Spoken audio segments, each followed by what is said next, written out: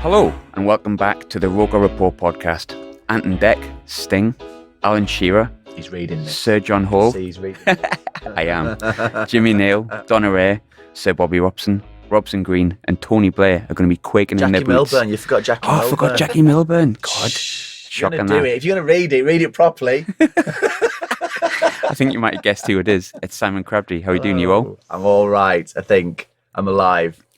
I spent last night in the company of 4 decent drinkers, so I'm struggling a bit this morning. But Big Ant has picked me up, bless him, literally picked me up. So we're here. ROKER RAPPORT taxis. It's great. It's pretty decent, isn't it? Yeah, the price was right as well. Yeah. In fact, I pay for the cup of tea as well. So. You said 4 big drinkers. Who was it? Oh, well, it's gonna clang, clang, clang. It was Northeast Football Writers Legends Awards last night, which was a new thing. So Legends Awards? It's something that Colin Young has set up, and it was brilliant. It was Brian Robson, Peter Reid. They were the legends who were sort of getting the award, and Nigel Pearson and Kevin Phillips. Nigel Pearson is in there. Which is why I'm talking like Barry White this morning. Really rubbish Barry White, though. So we'll start, I suppose, at the beginning. You're not born in Sunderland. I think many people know that. But you grew up supporting Preston. Is that right? Yes. So take us through exactly how moving to Sunderland happens. Well, my granny was, she was a Geordie, my grandma. So, I'd always had... My gran was from the era where you went to watch Sunderland one week and Newcastle the next week, sort of thing. Yeah. So I'd always had a love affair with the Northeast anyway. And then I came up to, crikey, I can't remember what years now. I came up to Darlington to study journalism, got all my qualifications, what have you, from there, and then stayed up. So started at TFM. Does TFM even exist anymore?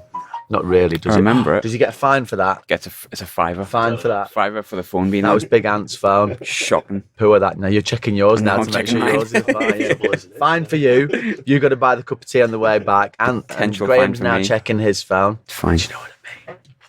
Shocking, isn't it? Pouring my heart out here and you're on your phones. So TFM anyway, one story led to another, and Guy Mowbray moved on. Andrew Dolby, as we were saying outside, sort of filled the void, and then Andrew was moving on, and then Guy said, I was at Sun FM actually at the time, get him in, and then that's it. Boring, that really story, isn't it? I could have gone more, but you were messing about with your phone, so I thought you've cost a story there. I've killed the first question. It could be like this chat, by the way, because I'm still suffering from last night. So right. Bear with me. I've had many guests who've been in similar states, so don't worry. Have It'll be you? fine. Oh, aye. I think Ant's in that state. I think I was going to say I'm fine, but I was drinking absinthe last night, so I'm not either. Ooh. I know for my sins. It's when it comes back out again. Shocking. Yeah. What was the first game we commented on? We said 99 was when you started. The Sunderland match, full match commentary.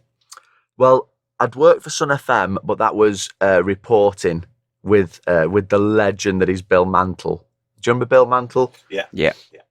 What a guy. I could tell you, I could speak forever about Bill. Love Bill. The first commentary match, Mick Lowe's had called me, and Mick taught me a lot about football commentary. I'll always be grateful for Mick. Mick was the other team's commentator. I can't even say it, can I? No. And it was Stan Varga's debut, so it was Arsenal at home. Arsenal at home. How could we forget Stan Varga's debut? Did Quinny score? Quinny scored, yeah. Quinny scored. Vieira 1-0, got sent off. And Varga, who got sent off? Vieira, he elbowed Darren Williams in the face. Darren Williams. Yeah. Oh. Clap your hands. So that was it, and we were off, and that was the first proper full match commentary I'd ever done.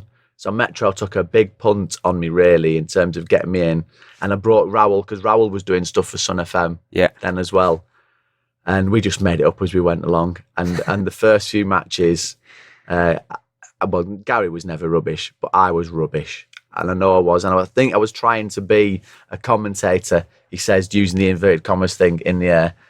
And people was thinking, who's this idiot? Because obviously, as you mentioned before, I've not got a Northeast accent. Yeah. I've got a terrible accent, actually. It's like, if you hold your nose, if you want to do an impersonation of me, just hold your nose. and then accentuate the last consonant in everything that you say, and then you be away there. It's fine. And we were coming to Luton Town, so that it was in the League Cup, and the first leg, I think it ended. Say the first leg was 3-0 or 5-0 or something, but you had to go through the rigmarole of going away to Luton, and Luton's not the greatest ground to get to. And I'd got a letter from someone who hoped that I died in a car crash on the way to the next game. Oh my God! No, that's how bad I was. Clearly. Why would anyone care that much to write? I don't know. I asked my mum that, and she said, "Oh well, it was saved the phone call." It wasn't my mum that sent the letter, just in case you're thinking. And it was like I'd gone in, and we were staying over in Luton as well. So you can imagine we were in bits, and we got there, and I'm saying to Gary, I said, "Oh, guys, not sure about this." And we did the commentary, and I was trying to say, because when you go to a game and it's over anyway. Yeah. It's hard work, and it was over. It was a dead rubber, and they were just passing balls around, and they're not interesting at the best of times. And I was trying to say, I'm sure it was Johnny Oster had put a ball down either the channel or the flank, and I couldn't say it. And I was going, and Johnny Oster hits a ball down the flannel. And Gary looked at me and went, flannel. I went, no, not flannel. Flannel. I go, no. And instead of just leaving it and moving on, it was like, I'm going to have to try and say this now. I go, no, not flannel, Gary, flannel. No, flannel. And it's like, what? So you have to explain to us, Simon, what you're talking about. I went, I mean either a channel or a flank. And Ral goes, oh, you mean chank? It's like, oh, no. So we got back to the hotel. Gary got a mountain of sandwiches. It was like a Father Ted mountain of sandwiches. Yeah. And we had a few pints. I said, guys, I can't do this anymore. I said, I'm getting letters of people wanting me dead, not me mum. And it's just probably best not for me. He said, no, what we'll do next time, he says, we'll do the commentary as though we're just doing it for our biggest fans were Gary's mum and dad, who would always give us a little critique and everything. So let's just do commentaries for your mum and my mum and dad. And that was it. That's what we did from then on. We stopped pretending to be commentators and we just talked like mates talking. Yeah. And then a month later, maybe I want to say a month, but was a trip to St James's Park, and that changed everything for me. Absolutely everything for me. What a day that was. There's been loads of from anyone I'm 33. Anyone from my era will remember there's loads of iconic moments, not just that. There's probably 3. No, there's quite a few. Not. There's really not. No, there's some good ones. Whenever Twitter goes mad, I go, well, it's either going to be the Poopinator, Tony Blair, or from the banks of the Weir. Marcus Stewart. Oh, Marcus Stewart. Kiss your granny. Yeah. 4 then. Kiss your granny. 4 memories we've got 4. See, doubting yourself. Yeah. But what game was your favourite that you commented on, if you could choose just one? Well, because it was a game changer for me, that game up the road. Just because it went from... Well, I did get letters after that, but they weren't from Sunderland fans anymore. It was just a game changer. I spoke to a lad last night.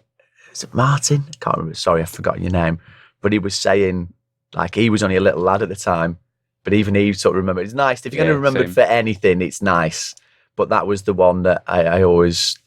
I know you're saying loads of iconic moments, but that was the one that was the game changer. That went from... actually we'll accept him into the fold. Yeah. And as soon as you're accepted into the Sunderland family, that's it. There's no escape. Yeah. I mean, it's not like the Mansons, but but once you're in, you're in. You're in. And you've not asked me to murder anyone either. Not yet. Not yet. Is this what you're in for? Yeah. This isn't even a podcast, is it? This is where it starts. Not doing it. Gotta go now. Bye, Graham. Funny you mentioned about that though, with the someone coming up yesterday. I was just saying, like, off air, I used to listen to, like, when I was young, I'd go to the home games, but not the away games, as I was just saying before. So, like, obviously I'll go to Newcastle now if we play them. I'll be in the ground. But, like, when I was young, it was like my nana would put the wireless on.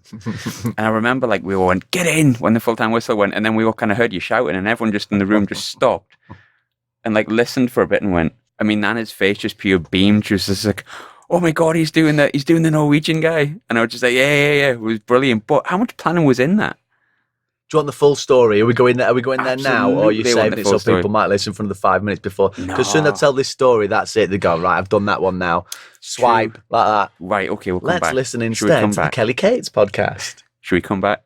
if you like. Yeah, we'll Let's come back. keep- Good. People are just going to scroll. You're the plus professional. 30, plus 30, plus 30. Is he talking about it? No, not yet. He's still talking about something about Darren Williams again. Talking about iconic moments, though, right? And you mentioned the Poominator. Obviously, that was another one as well. Mark Poon once stopped me in a supermarket. I think it was when they'd just built a new massive Tesco in Durham or something like that. We're everywhere anyway.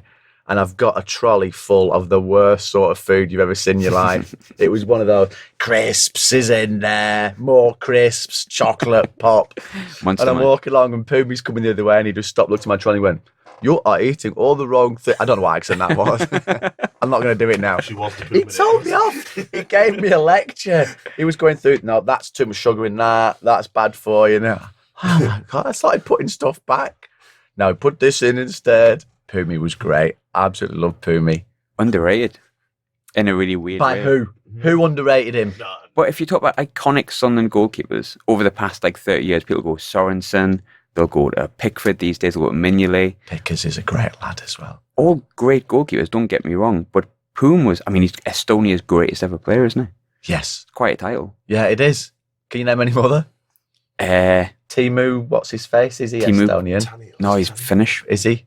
He's only 28. Yeah. You're going to have to explain these. You've never heard that? The Scottish bloke rings up. Oh, yes, Yeah. yes. I do know that now. Oh, man. Yeah, I'm good yes, at I'm that, with you. fella. Sorry, as I say, I'll still every time I make a mistake, as people would know that ever listened, that will happen regularly. I was good I'll at that. just My blame joke it on didn't last drop. night. Yeah, sorry. Do it again, and then you can edit it, We'll keep and that I'll all in. laugh, next time.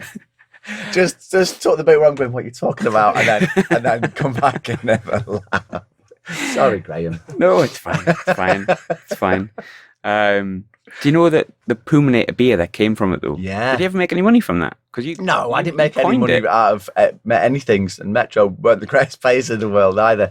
But no, stuff like that. It was in Copyright, terms of people always say, "Oh, you know the Ant and Deck thing. Oh, you should have sold CDs and stuff." Everybody had it. That was the great thing. Yeah. That was what made it great. My mates still now, on Big YouTube. Pricey has it as his ringtone still, and it's 20, nearly 20 years ago. Yeah, 20 years ago. I know. I feel old looking back at it. Do you know what? As How was that well, 20 I years thought I was looking at my last. It was 12 years ago. My last commentary I did on Metro last week. 12 years last week, I think. What was the last game you did? Arsenal away. So you started with Arsenal, ended in Arsenal.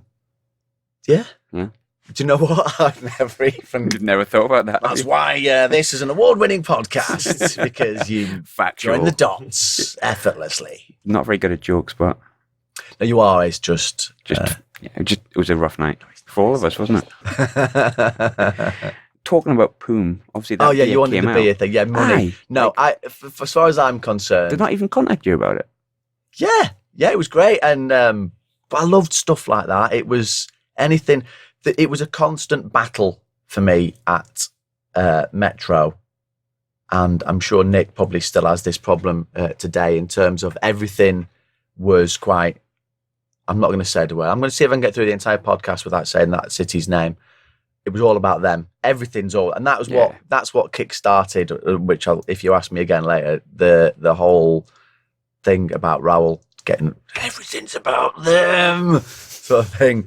So everything was anything I could do to get Sunderland either somewhere on the station or anything. I felt that was my responsibility and job as the Sunderland commentator to sort of, in front of the train with the flag and stuff, saying, "Come on." Your Graham Souness moment. And that was planted it in the middle of the pitch and then chucked a pig's head at everyone.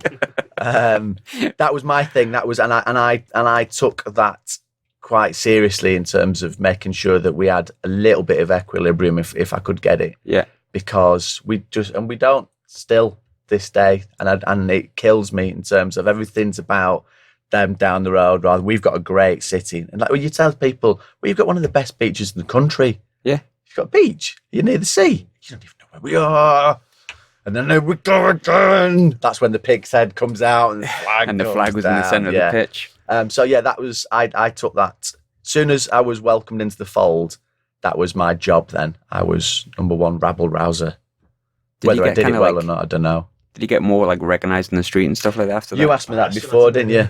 Not even at the time. Nobody recognised me at the time. Face the for beauty radio. of radio. The beauty of radio. That's why we don't do podcasts for me with a camera. We just do the voice. Yeah. Decent voice. Those are the reasons why they don't film you. But Yeah. I can't. Probably quite a few. Just in case they spot him. We've got him, lads. There he is. We thought it was him. He's trying to get them all. Do people know you're covered from head to toe in tattoos? Literally. Someone said to us, I can't remember what I did. I did a hosting night with Carlos Edwards at the Fan Museum, and I introduced her. Oh yeah, I do a podcasting for ROKER Report if you recognise the voice. And some guy came up and he went, "Your voice just doesn't match your face." And I didn't know how to respond to it. It's like, thanks.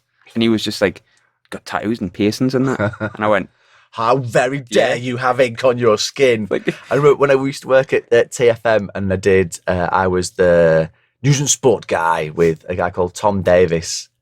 Tom's talking, if anybody's old enough to remember. Voice, hasn't he? Tom was a big Sunderland fan as well, so it was great. So I got on really well with Tom. And I remember a woman wanting to come in and meet us both. It was a thing, and the sales guys were going, "Oh, she loves you. She loves you." And she came in, and then when she walked into the studio, she went, "Oh, and this is Tom, and this is Crabbers." And she went, "Oh, wow." And you could see it physically deflate.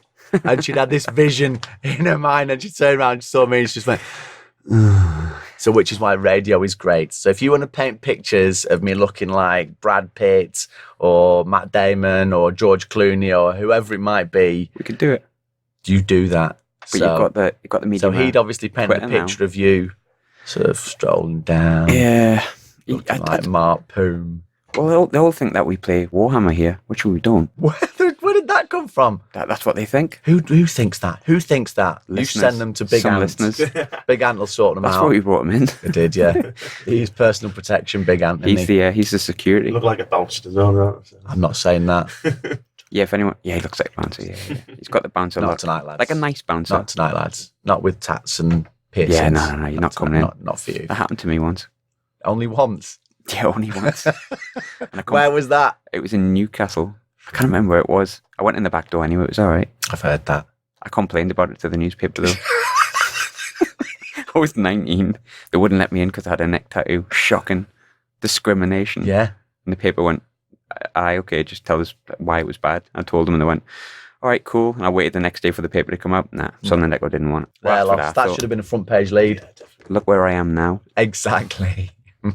Same place I always was. So we'll touch on it as we're talking about moments and stuff like that. We did talk about the Tony Blair thing, but how much planning was into it? Tell us the story. Go for it. We're 20 minutes. Is this the end of the podcast now? No. We're 20 minutes in. We're safe. We're all right. Okay. If they don't listen to it, it's their Can problem. I cough? Edit So- that, Sean.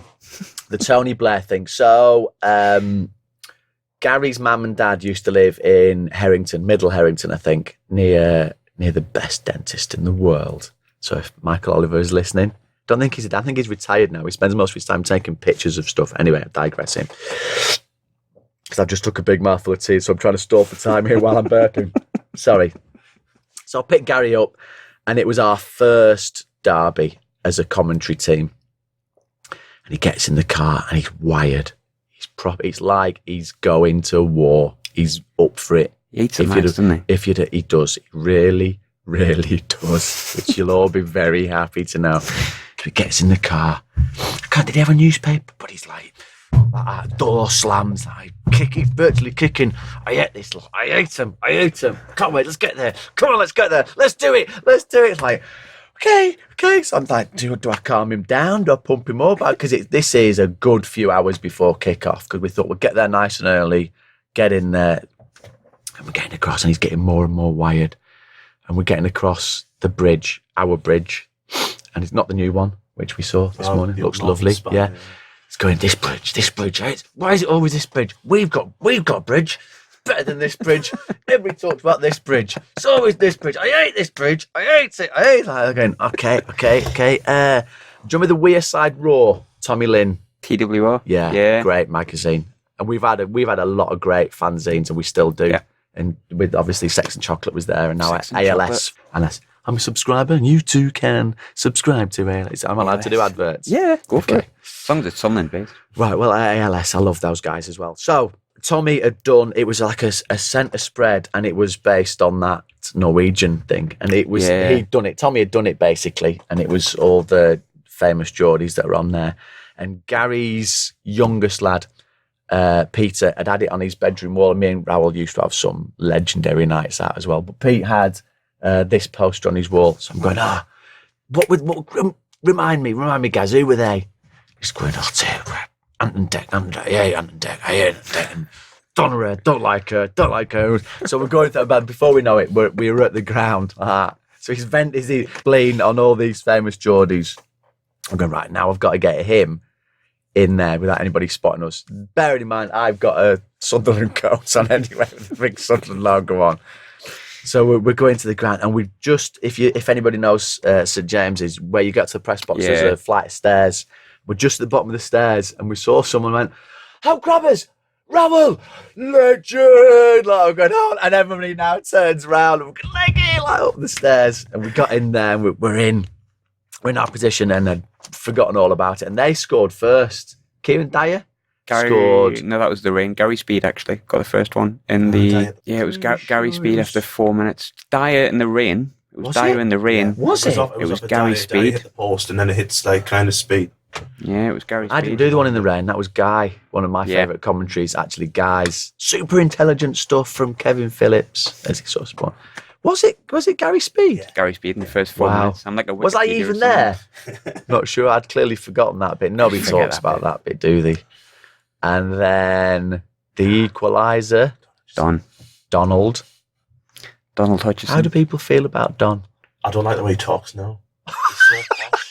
Yeah, I mean, from Newcastle. I wasn't expecting that. Sorry for listening, Don, but I don't have a microphone. No, I like Don. You've got two microphones. I like Don. I like the way he speaks as well. He's had elocution lessons. Don's a good lad. Like Mickey Gray. Great football. I love Mickey Gray. I could tell you some stories. I couldn't tell you some stories about Michael. I can't tell you some stories. I really can't. Could, but I can't. We'll save that for another day. Michael, I won't tell them if you're listening. I know Nicky and Chris Wall, so. Are they still out in Qatar? Yeah. I messaged them the other day. Have they still got hands? Well, because I never know those two.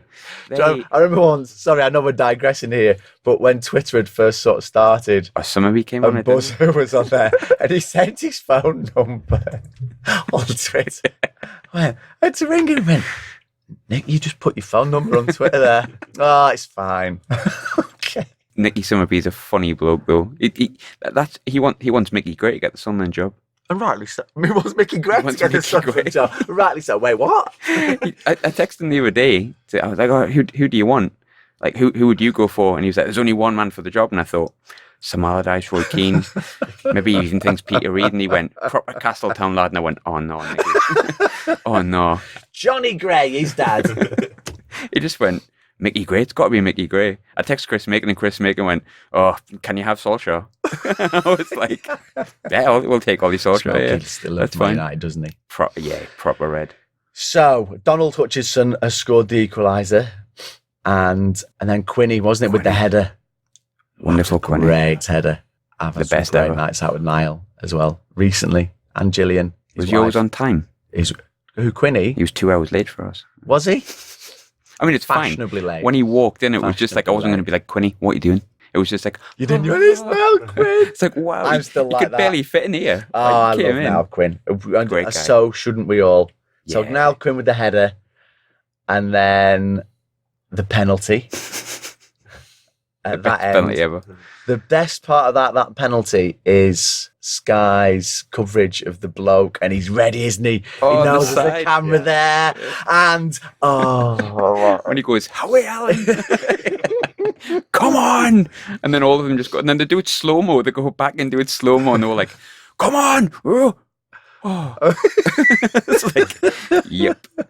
A moment for the ages. I love the picture when he's like, when she was like that with his hands on his head and Darren Williams just... Darren Williams in the background, yeah. Loved it, didn't he? I think, did Quinny give away the penalty? Quinny gave it, when he took down Robert Lee, went on this mad, mazy run. Quinny and then Quinny just like... no. Quinny like turned around and tried to deny that he'd done it. And then kind of went, oh, I've done it. It's like, oh, Quinny. One player appealing for that one that it was Quinny and that was it. So someone was like, Tommy knew. Tommy was great at penalties. Tommy, in fact, who was I talking to? I know who I was talking to. Clang. Jordan Pickford. We were doing an interview with Jordan a few weeks ago and we're saying about who's the greatest like penalty savers and how do you sort of study penalties and stuff. And Tommy came into Metro once. He wanted to look round. And the one question I can remember asking him was about Danish, about how when you're speaking as a foreigner, I know I'm digressing, but can you remember not Norwegian words, Danish words or what have you? And he said when he goes back to Denmark, when he did go back to Denmark, he would forget Danish words and he'd have to go the English word and translate it. But anyway, rubbish story, I'm digressing. Because you're sparking neurons off in my brain and things are coming out. So the penalty save, and then I'm thinking, it's going to happen this. I'm going to have to, because Raoul had said, that he said, full time, that was the last thing when we're getting out of the car. You've got to do this. You've got to do Tommy's little TWR speech. Right you are, Gary. Right you are. And our record wasn't awful then. Obviously, subsequently, it was far too long until we won there again. Yeah. So I started thinking, right, who did we say? So I've got like a little list. I'm putting them down. Who are Donneray? Donneray's on there. And Robson and Jerome. Oh, no, just Robson Green. Robson Green. Yeah. So that was it. And then the full-time whistle went.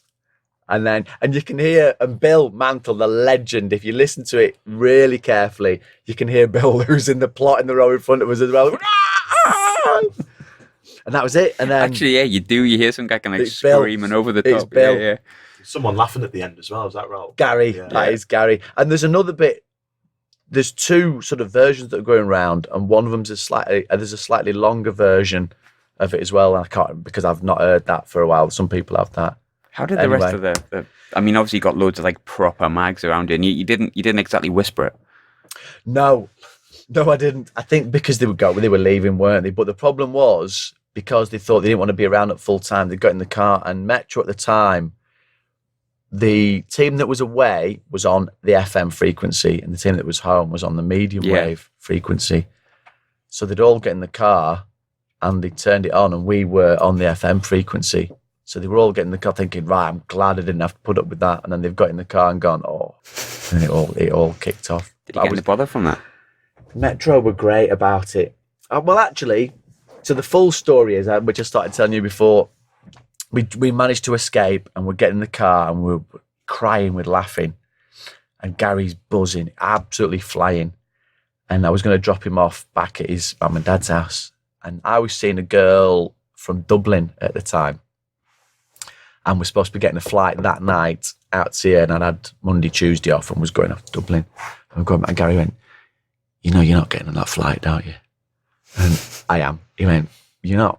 I went, I am. He went, this might not ever happen again. And as it was, it didn't for quite a while. For a long time. He said, but we've gone from people writing you letters wanting you dead to this could be our moment. If this is we only get one season at this, so we've got to go out in town. You've got to come out in town and you've got to experience, because it'll be buzzing in town. Guys, I'm getting a flight. Anyway, I think we got in at about 4:00 in the morning, and we did. We went out. No, we stopped first might have been Bolden. What the pub's called in Bolden? You're going through Bolden near the Butchers. Is it the white? Is it the one called the White Horse or the Grey Horse? The Grey Horse, I think it is. Is it the Grey Horse? Yeah. It's the Wandering Man, which is near the... Ant knows his pubs, doesn't he? Ant knows his pubs. Very when you give people directions, I bet you go, you turn left at the Boy with Two Arms, and then you... that would be a crap pub name, wouldn't it? The Boy with Two Arms. Why would he not have two arms? Why would you name it after like it's some sort of a freak show? Here's the boy with two arms. Rubbish. So we stopped at what I think was the Grey Horse, because this was his. He thought, if I get him for one, he'll stay then. And it was virtually empty. It does though. That does happen. Go for a cheeky pint. And we went in there, but there was a table and everybody's laughing. But they were all laughing. They'd heard the commentary, so he's going. So we just keep your head down, just. but they've clocked Rowell and they've come and went, "Is it you? I don't know your name, but you've just had us all wetting ourselves laughing with that." And this woman went, "I've got something for you." She went off like, "Just be a minute." And she came back, pot of jam. There you go. You've made our day. She gave me I'd forgotten all about that. She gave me a pot of jam. That was me. I thought, I've made it, Gaz. I've made it. Homemade jam. Had she made it like? I don't think she'd made it like within. Like, I was just like, got the berries on. This one's called the Tony Blair jam. Here's one I made earlier. That was it. I put a jam on. I'll stay then. Got a pot of jam. How can I miss out on this? And what a night it was. Tony Blair always got me. Went to Durham University and supported the Mags. What are you doing? He used to sit on the Gallagher, and I think somebody said somebody had done an interview with him, and he'd said, "Oh, I sat on the.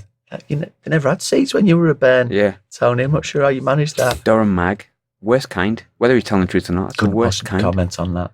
I've learned to be vanilla on stuff like this. I can't even be professional with that. Durham Mag's just rile me. It's just wrong. We'll digress. Me and Ant are just sort of looking at each other going, we'll digress. Death threats now. I've spoken to a few players from obviously the time that Peter Reid was there, and I know that was a good drinking squad, but it very much felt, as opposed to maybe more recent times, like the players then and maybe someone like yourself, like people connected with the club, as you said, like that Sunderland family. Everyone was in it together. Did you ever get a chance to, like, I mean, obviously you know a few of the players quite well, and you've mentioned Mickey Gray, but what was your best story from going out with the lads? And I'm not sure I could tell you any of them, but it was just cut out certain bits. Nervous cough now because you're going to force me to tell me a story that I don't want. Tell me, Simon. At the time, they were at the old Charlie Hurley Centre. Alex Ray's give all the stories away anyway, so you got nothing to worry about. Alex is very. I love Alex got Ray. Some great stories. What a bloke. Somebody, I think it was Gav McCann and Kev Kilban, were coming over a night out once past Alex's house and were singing songs at him outside there. And the next day, he said, "We're getting changed."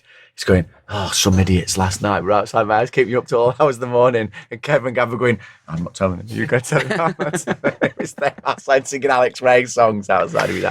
That was the sort of thing it was in. When you used to go to the Charlie Hurley Centre, as they came off the pitch, you could just grab whoever you want, not like now where everything is you're over there, and we'll bring them to you if you're lucky. That's not just Sunderland, that's football now everywhere. But it was great, so you'd grab them. In fact, I remember Mickey coming off once, and Graham Anderson, the legend that is Graham Anderson, had given Michael some, like, the marks out of 10 and had given him a low score that week, and Graham used to. I mean, that was people. That's still quite an important job for some. You know, the marks out of 10. But at the time, don't talk about player rating to a ROKER report. At the time, do you know what? One of my first jobs, digressing slightly, was at Blackpool for a press agency, and I would do Sunday Post. I used to love ringing up the Sunday Post copy. You know, "Hello, Sunday Post copy. Hello, it's Simon at Bloomfield Road here." I've got, "Okay." I don't know what that was, but Cap B, Blackpool lost. I used to love that gig, and the Mirror, and did like 80-word reports because nobody cared about Blackpool's stuff really. But I then had to ring and do the shoot and the match marks out of 10. But it got to the point where we're just making up telephone numbers. Yeah. 7, 6, George Honeyman, 7. 5, 773. Don't know, whatever it was. But there was one player who all my mates were all Blackpool fans, still are Blackpool. Well, they can go back there now that the owners have changed. I think it was Quinn, who was at West Brom as well. Not Niall Quinn. Anyway. Oh, I know. And he told them he'd efforted to them on one match that was particularly bad. So he always got a bad mark from then on because he told me mates to F off or whatever it was. Anyway, we digress. So as they came up, that was it. So Michael came off and was berating Graham for giving him 5, Graham, 5. But you could grab him off the pitch. Yeah. And because you did, you saw him. And if you had said something or written something, you'd sort it out. Yeah, straight away. And Graham will tell you this as well, I'm sure, in terms of the relationships that you had then aren't quite the same now. And I get that we're older now as well, but why do you want to go and have a chat with however old Graham is now, or however old I am now? I'm not going to tell him my age. 27, I'm 2027. So I sort of get that as well. But at the time, it was great. And so you'd go and, like, what are you doing tonight? And we'd go out. Yeah. Well, I would go out drinking with them. Tell you what surprised me. I went to a Nyron Nosworthy talking. What a guy. Nuggsy. It's his birthday today. Is it? It's Nuggsy's birthday. Happy birthday, Yeah. Nuggsy. Happy birthday, Nuggsy, if you're listening. Because I was just about to phone him. Gets We're a his bit busy, aren't we? Should we ring him? Should we ring Nyron? He's going to mug me off, though, isn't he? Well, if he mugs you off, it's no problem. You say that, but Nyron's done the podcast. right. So he knows. He So knows. he's sat in the seat. He knows. He's gonna. You know, he's not going to answer this. But he might. Who's this? Oh, let's see. Is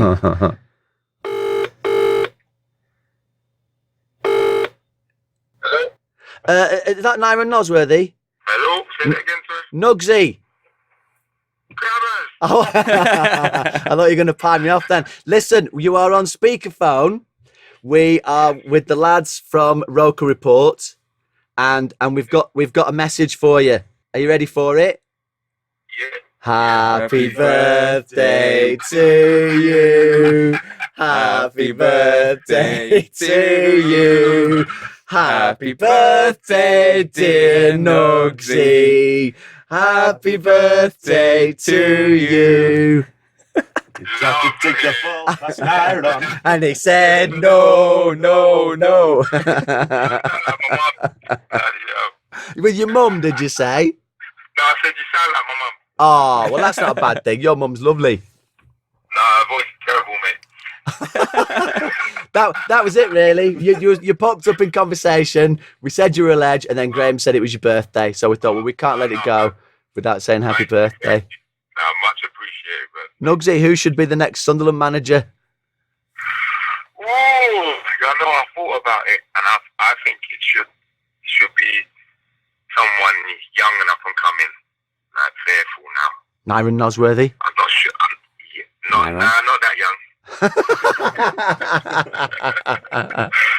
Get more experience. He's going to say Michael Graves. Yeah, Nuggsy, I'll not put you on the spot, but I'll talk to you when I've come out of here. You all right? It's lovely to talk to you, though. Happy birthday. Yeah, no, lovely, mate. The cake's on the way. I'll speak to you later. Ta-ra. Nice one, man. Ta-ra. Good day, man. Bye. Are you? I can't believe he actually answered. Delighted he did. So am I. I'm Delighted he thinking, did. he's not going to have my number in the phone. He's going to... I texted him the other day, right? We're totally digressing here, but we've gone there.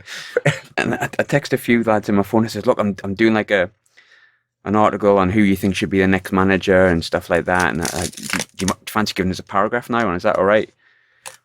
And all the other players, like Carlos rang and was like, oh, I think this person, blah, blah, blah, blah, blah. A few players rang, give me good paragraphs. Nuggsy went, sweet. But to be fair, we all know who it is, don't we? It's Nyron, isn't it? It's Nyron. Carlos Edwards, incidentally, in terms of what we've decided now are 4 iconic moments. Love Carlos. I remember seeing Carlos. Who was he playing for? Did he go to Millwall? You went to Millwall? Millwall. Yeah. And there was a gym in Blackpool that I was a member of. And it was pretty much always because the bar, you got a discount at the pub, basically. Yeah. And it had a decent outdoor swimming pool. But I remember coming out, I was going up the stairs, and Carlos was at the top of the stairs. I went, it's Carlos there. I didn't really know Carlos that well when he was at Sunderland. And we just patted each other. It was weird. And I went out going, I should have said hello. I don't know why. Even to this day, it haunts me. We sort of looked at each other and we went, I know you. I know you. But we'll neither of us say anything. We'll just avoid it. And it was so odd. It's like the third how are you, isn't it? Hi, mate, how are you doing? Yeah, I'm all right. How are you? How are you? You just asked me that. Yeah, I hate that. When somebody the third how are you? Yeah, I'm good. How are you? I'm all right. How are you? How are you? We've done that now. We've nothing to say, have we? Should we just walk away? Yeah, let's. And then you both walk to the same place. It's like, right, I better get going if the wife's got the tea on. And are you also going this way? All right. That awkward. Wow. I've done that, and I've deliberately just gone a completely different direction, and then looked. And they've probably gone, and then we're both probably still going. Oh yeah, it's horrible, that, isn't it? Yeah, and does he listen to this? Do we think, Carlos? Yeah, sorry, Carlos. I hope so. I didn't mean to blank you. Well, he tells me he does. What, he deliberately blanks me, or he listens to the podcast? Both. Yeah. I loved him now. Carlos. Yeah. I tell you what, he's another one that can drink. Is he? We did the talking night. I was quite nervous. I'd never done like a compare, I believe. I was nervous last night. I've done a few of them, and I was cacking my pants last night. I was nervous, but like by the time we got through the second question, he was like 4 points deep. And he had a. What was his drink of choice out of interest? Oh, I'm gonna be dropping a minute here, but Foster's. Oh, I know. Don't think any of us expected that. I know, but he did. Was he he drinking Foster's because it was all that was on? Should we say that? No, there was better. There was better stuff. Was but there? the Fans Museum does a good selection of ale. Does it? Does Double Maxim, I believe. Had Does Hawks there it? for a bit, yeah. And he was like, I was like, Carlos, what do you want? Oh, just a Foster's. What? Maybe he thought of that as a session lager. Yeah. Maybe that's what it is. He's just warming up. But if he's nailed 4 on question 2, then probably best that he had. He was just gone. He turned up at beverage like of 4 and was like, right, away then, lads. Yes. And like, it was brilliant though, because I had I'm a not word association with him. advocating. Everybody should drink. Please drink responsibly. Obviously. Yes. Um, Says us who are all a bit hanging. I really am. And I'm drinking And I've run absinthe. out of tea. The only thing I said to you was, I'll more than Need a happily coffee. do this, but I If we get need coffee. something with caffeine in. Nothing. That's I had Craig's to get fault. it myself. Craig's fault that. He did the whole stand thing. I just turn up and talk about Big time. innit? things. Got big time. you even Graham. have to ask for your own Big time these days, yeah. You're on plan C, aren't you? Once you've interviewed Quinny, that's it. I did. No, it really is. Next level. You've Apart got, from maybe Julio. oh, I've never done Julio. Have you yet. not? No. Julio, when Julio sends you a text, he texts how he talks. I love how he talks. Yeah. I love how he says club. But he texts how he talks as well. And you read his text and you're doing it in his... I'm not going to do the accent. It's a hard accent to do. It's so unique and it's kind of like It's a South sort of- American Macam. Yeah. Is there a better kind?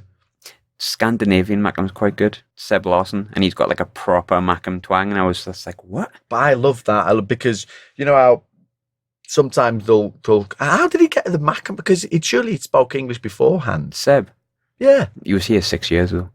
But even still, No Brummy in him. I'll that's tell you quite chapeau to Sunderland that he's gone away with the Sunderland accent. because he just loves the lads. Yeah. Did he live in Pennywell? Did he have a little Southwick? Did he? He's a Southwick lad, yeah. He used to live in the squares. Grangetown. I can't remember what we're talking about now. I have no idea where we No, reflect sorry to. about that. Oh, nights out with the lads. And then we're right now. is it? Yeah. You've got these written down, haven't you? Yeah. Nights out with the lads. What can't I tell you? Well, how do we get onto an Iron? How do we get onto Nuggsy? Do you we know just what? I don't decided to even ring know them, thought it what would be day funny. it is anymore. No, I've got good. another 3 interviews to do after this. Have today. you? Yeah. Good luck editing this. He's going to put it out in one long stream. I'm literally just going to say People are now do going it. plus. We've heard the Tony Blair one plus 30, plus 30. Who else have you But got? hold on, and we ring Nuggsy. Oh, we ring If you Nuggsy, hold yeah. on. You have to go back. It's wrong Nuggsy. Back. Hang on a minute, when's minus that? 15, minus 15, minus 15. I checked so I could listen back to make sure it came through. It's 41 minutes. You can't edit it now because if you edit it, that time. Said it, no, nights Shit. it. Nights out. Killed What can I tell you? I don't know what I can tell you. What I can't tell you. I really don't because That's kind of beautiful in its own way, though, yeah. isn't it? I can probably tell you that Do you have any wild nights with like Thomas Helmer or Milton Nunes? Anything? Milton Nunes Milton jumped Nunes. like a mud skipper. Little Milton. That's another story all on its own, isn't it? Were you at that game when he played in the reserves? Yeah. Oh, It just looked mint for 10 minutes, didn't he? Like, but the boy could jump. went to a talk-in once, and it was a Kevin Phillips talk-in, and it was Kieran Brady that was interviewing him. And Kieran Brady went, so, Kevin, you played with some fantastic strikers, and Who are you being who's now, the best? sorry? I was trying to do a... Are you Welsh, Kieran? It was almost Is he Irish. Welsh? I was going to say almost Irish. He's technically Scottish, but he is Irish, isn't he? Of Irish descent. Yeah. But I've lived in Glasgow for 10 years. You think I'd pick it up? Moving on. I'll do it in English. It's always good never to He do was like, accents, really. who was the best striker you ever played with, outside of Niall Quinn? And I thought, oh, that's a good question, that, Kieran. And he sat and he was like, so what's tough that? He's like, played some good strikers. And then he just got the mic and he went, Milton Nunes. I was like, yes. He's Great up tonight. lad. Yeah, great lad. He's up tonight. Obviously, if anyone's listening He to was this, up last night. That's why I'm in the mess that I'm in. it's done. If anyone's listening, I was going to promote tonight. That was pointless because this will be going out. When's this going out? I think on Monday. Is it? Aye. There's something to look forward to. I might have recovered. We've got Tom White. Tom's a great lad Love as Tom. well, yeah. Tom's another one of those that I don't really know, but thanks to the world of Twitter, Yes. Great mate. But Tom is proper. I was going to call him a super fan, but that's to some that's a bit of a slur, isn't it? If you say you're a super fan. I think he's a big fan, isn't he? He absolutely, just cut him in half. We love Sunderland all the way through. Bleed red and white. But he is absolutely, great lad, Tom. And Dave Jones as well. Yeah, Dave's great. Yeah. Seen Tom White at Rochdale, me and my cousin, and we were like, it's that lad from Sky. We couldn't remember his name for the life of us. And my cousin just went, why would you say that? All right, Pete. You didn't get him mixed up with Pete Graves. Graves used to work at Metro. You know what? I love Pete as well. Over his head, he just went, we'll win the second half, lads. I owe him 2 pints. Went to the match with him Saturday, the Lincoln game, and he was like, I get a pint in. All right, fair enough, going round. He got the first one in. He's like, right, get a second one. And one end of the bar in Lincoln was taking card and one wasn't. I'm a modern man. I don't carry cash. But Tom does. You're like the Queen, aren't you, really? I own lots of swans. Right, well, there's a running theme with you lot. I have to bring my own we'll get you a cup of tea. That's all I asked for. Cup of tea. I've had to bring my own cup of tea. Signed the contract, the Twitter contract. It's not worth the paper it's printed on. I'm just stalling because I don't want to answer the question about nights out. We can move on. It's fine. Thank you. Right. This is a question from Gav, which is quite a good question. If you got the call to pick up the microphone for Sunderland games every week again, would you do it? But it's not going to happen, sadly, Gav. But yeah, I loved it. Honestly, it was probably the best job of my life. But you move on, don't you? Yeah. And then yesterday's. I am a footnote. If I am a footnote, I'm probably bigging myself up there. But loved it. And for Sunderland, they got me to do the pre-season matches with Borley a few years ago. Oh, it was brilliant. Because I'm going to sound like I love everyone. Properly, I love him and I love him and I love him. But if I don't love him, I've just not even mentioned him. But I did it with Borley. And we went to, it was a cupboard in Manchester at Media City, basically, for these matches that were we in France? I think it was France. Or Italy. Was it the David Moyes years? The start of the David Moyes years? Just arrived. We were wearing the pink I think it was very possibly he turned up at half time or he was Rotherham. Something like that. It was Rotherham, yeah. But we were doing and it was brilliant. And this is when Twitter, sometimes I can quite happily chuck my phone out the window with Twitter sometimes and just think, it's not for me, that. But there's sometimes where it is beautiful, where everybody you can get in touch with people, and that was a really good example of it, because about 5-10 minutes into the game, bearing in mind we're doing it off a television screen, the screens just went green. And boys look at me going, what are we going to do? And we didn't stop talking, and people were sending us, who was it? Kone, would you rather fight 10 Aruna Kone sized ducks or one duck the size of Aruna, something like that? And that kept us going. And Borley's love for castles and all these, and it was brilliant. And the bloke, Stuart Vose, who genius in terms of all things, everything. Stuart, great guy. And he's probably missed at Sunderland because the ideas he used to have. He did the kit launch, when it was, we got 2 local teams to sort of, I don't know, it wasn't. Oh, yeah. I know everybody pretty much hated that kit, but in terms of an idea, it was a great idea.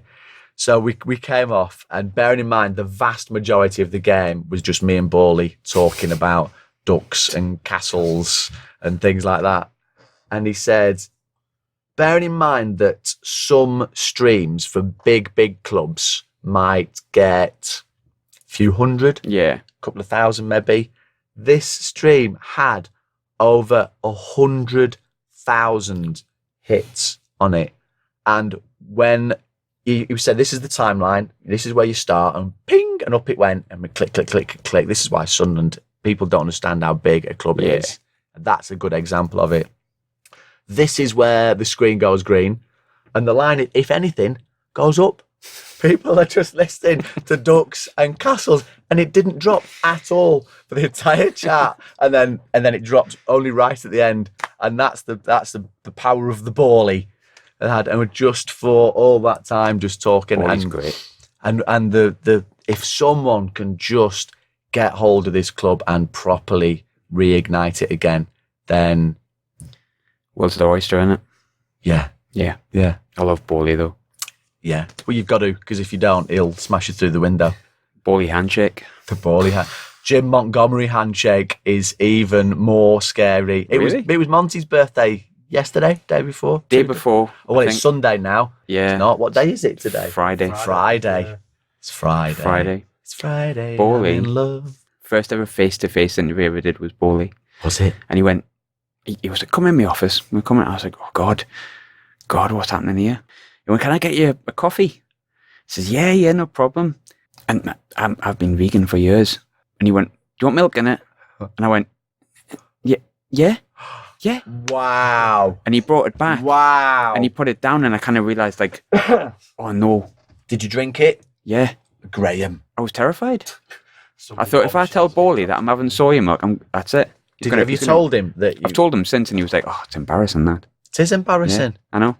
You've let everybody down. I've let all the vegans down. Yeah, you really have. He once flagged me offside when I was playing in school level. I was about 12, 13 or something. Just accepted. Who did?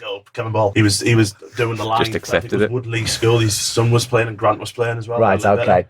He flagged me offside. I was running through, got flagged offside. I went to turn and went, yo. Thank you, Mr. Ball. Thank you. Thank you, Mr. Ball. I've just remembered something here, right? I bet you were 6'5" when you were 12 as well, weren't you? I was quite sad. I've properly just remembered something which is like... I think I know what you're going to say. It's a really, really good Carver's moment because it was just so awkward. The Grant Ledbetter interview. I knew you were going to say that. The DVD extra. Somebody put that on Twitter, didn't they? Somebody sent that as a... Would you? No, it wasn't me. Don't think it was me. Can you explain? And I meant to try and find... I don't even know if I've got a copy of that DVD. Just Ledbetter was just like, yeah. Grant, I still speak to Grant every now and then as well. Like when you look at his interviews now compared to then. We're drunk and we'll phone each other. Grant, by the way, Grant Ledbetter, if ever there was... We're talking about Tom Livingston. Grant would have done anything and did effectively do anything to come back to Sunderland. Yeah. Absolutely. You need to talk about there are some players who not completely above any sort of, but he can do no wrong in my eyes. Yeah. I love Grant Ledbetter and he absolutely worships this football club. And when he came back, he couldn't get back fast enough. Not any disrespect to Middlesbrough, who he had a good time there, but if there was one club he was ever gonna, and he did whatever. You could have put a contract in front of him and said, a Graham contract in front of him saying, yeah, we'll give you a cup of tea, Grant. And that cup of tea never arrives. Not that I'm... Would he sign it?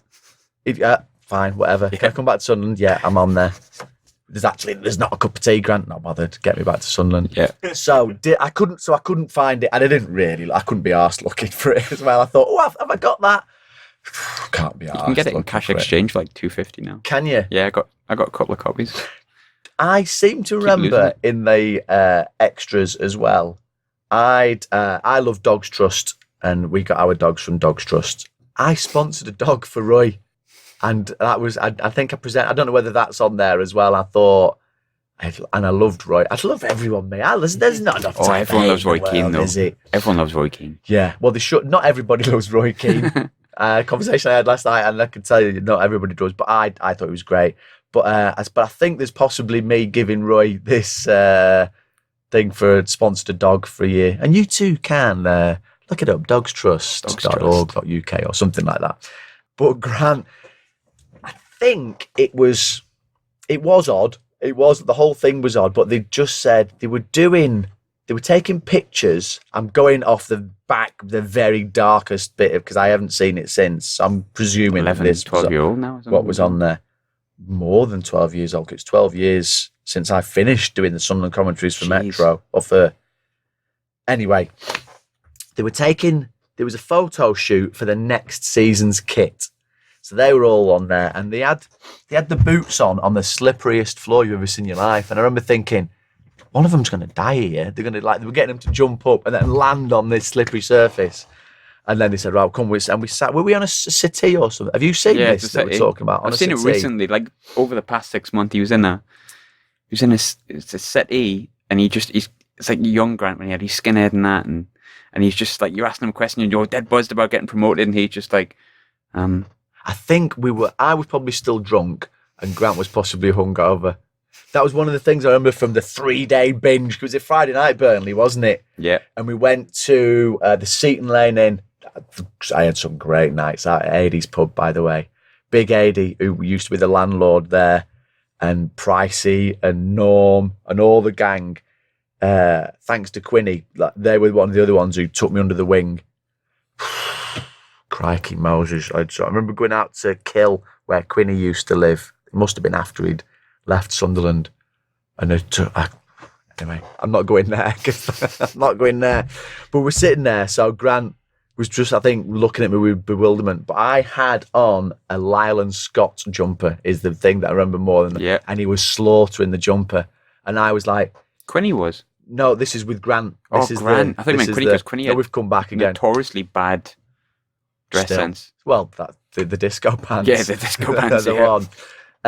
I could possibly tell you some Quinny stories, but and I would defended it to the hilt. I said, Lyle Scott's a good brand. Don't be knocking Lyle Scott, by the way. And he's just slaughtered it. So I'd forgotten all about it. Then the DVD went out. And then about a month or so later, I got a parcel at Metro, opened it up. And it was a Lyle Scott jumper. And it was, I'm sure his name was Graham, who became a friend after that. Said, dear Simon, and he was the head of PR and marketing or something like that, but he had a job quite high up at Lyle Scott. Scottish guy, massive Sunderland fan. We've got loads of Scottish Sunderland fans, haven't we, as you'll know from living up there. He said, thanks for defending Lyle Scott.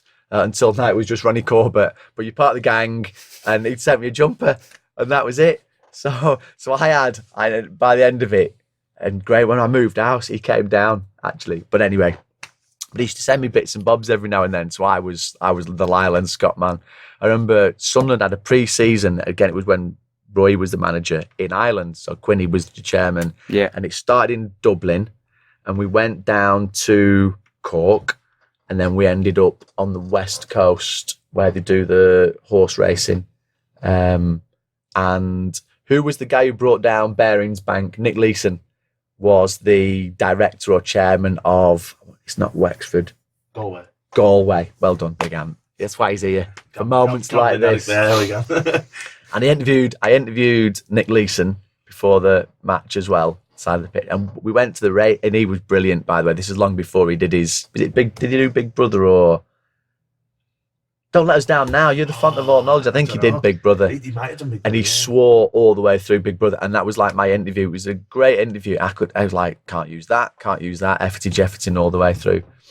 But we'd gone to Galway races, and I had Lyle Scott jumper on, and I'm halfway doing an interview, and this woman came out of nowhere, and she just prodded me on the little eagle, or whatever it was, and she just stared and leathered. She went, Ronnie Corbett, and then staggered off again. So for ages, anybody at the club would just come up to me and just tap me on the chest, Ronnie Corbett. But yeah, Lyle Scott. So that was the good thing to come out of what was probably the weirdest extra ever on a DVD. Yeah. Bloke called Dave Cave used to make the DVDs, and his lads worked for Dave Cave. Dave Cave. That's unreal. Best name ever. Great. Top bloke. And his sons are either cameramen or sound operators now for Sky. So whenever I'm doing a match, wherever I'm in the country, more often than not, they're there. And we'll look, and we used to have a really good chat about how Sunderland were doing and this, that, the other. And now we just look at each other and go, that's generally the chat now. So we've got one final question, which I think is quite a good one. Cheesy, but good. Over the years, you commented on Sunderland, had time with Sunderland. Obviously, you can tell if anyone's made it this far that you enjoyed yourself. But what does Sunderland mean to you as an individual? That is a good question. When I arrived at Sunderland, obviously, as we said, the letters and stuff came in, but I did genuinely love it, and I loved it because, and still are, we were sort of forever the underdog or the forgotten one or the downtrodden or whatever it might be.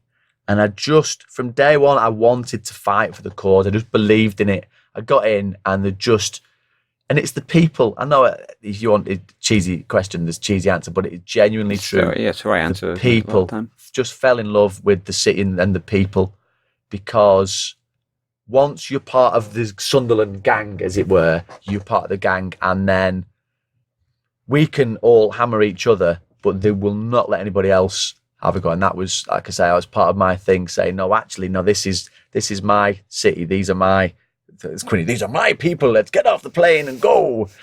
But genuinely, it is so hard not to, because you just know that once you're the mate. And like Big Ant, I know if I went outside now and there was an intruder, Big Ant would be right in there, wouldn't you, Ant? Coming across like a right boxer here. I'd cower. I'm only about 8 stone when I'm wet. We'd be like that. We'd be, come on, we're Sunderlanders. If it was a mag. And that was the thing, really. It was hard not to fall in love with the city and the people, just because it was a genuine family. And I know that sounds a bit crap, but no, it's true. But true. Absolutely. And to the point now where when I am lucky enough to get to go back there, I'll always try and go and find the lovely couple who used to do like the ticket on, or the steward who used to be on the West Stand, and I'll go around, I'll try and find, because it was great. I used to have to go I didn't have to go, but I used to love going to matches as early as I could, getting in, setting my gear up, and then just going chatting to everyone and talking to Bob or John or Wendy or Margaret or whoever it was who was the stewards or who did the tea stand, and you'd have that was my life, and I loved it. And the bloke across the road who when I used to live on the Alphabet Streets in not Barnes, not far from the Barnes, and every next road was like, the first one was called Allen Street, and the next one was called Bob Street, the next one was called, and I was whatever began with H, I think, a long time ago. But anyway, you're looking at me blankly. Might have been, it wasn't Horatio Street. Hitchin. Anyway, people are going, we know what you're talking about, but you're boring, so just move on. And the bloke across the road from me, I'll give you a Metro Radio story that I can tell you. Metro Radio was brilliant when we were in the place near the Metro Centre, and it was, you got there early and you went home late, and because we were all in one big long office, and we were all a team really, and there was a guy like the head of music at the top of the thing with a big desk, and under his desk he had a paintball gun and a little ball bearing gun. Can you imagine now? Our HR woman Lynn, who was a paintball gun and a little ball bearing gun. Chris Brown's, was it? I'm going to move on from that one. But Lynn, the HR woman, when these guns came out, she just sighed like that, and she had a massive pair of safety goggles that she got out, and she used to put these goggles on and then continue with the work. Lynn and George, I love Lynn and George, still see them every now and then as well. He'd be like, what are you doing down there? And he'd start shooting you. So you'd all get down on the desk and be chucking stuff at each other. And this sounds horrific now, doesn't it? People thinking, what? But that was the sort of, and they encouraged you to do stuff on the radio. So everything that I did was always with the blessing of, yeah, go on, try it. Yeah. Metro never told me what I could do and what I couldn't do. And Sally, who was the big boss, who had been the boss at TFM, which was my first job, she was brilliant, and she just trusted me implicitly, and off you go. And Justin Lockwood, who used to do the other going away, and Mick taught me so much as well. And if there's one thing I could say to you and to you in terms of getting in, just every time you talk to someone, just try and take the good bits about them and learn from them and listen to them. And I think I did that everywhere I've been. Yeah, still rubbish, but I had fun along the way, and listened to the likes of Mick or from Justin or from Guy or whoever it might be. That's great. I've run out of questions though. That's fine. you probably only wanted a 5-minute interview. No, and here we are. No. We've gone through the entire spectrum of talking great. about everything. Thanks for inviting me. No worries, mate. Thanks for coming. It was good that we got the whole stand thing to get you in. The cup of tea, though. It was a cup of tea that nailed it, but then we lied.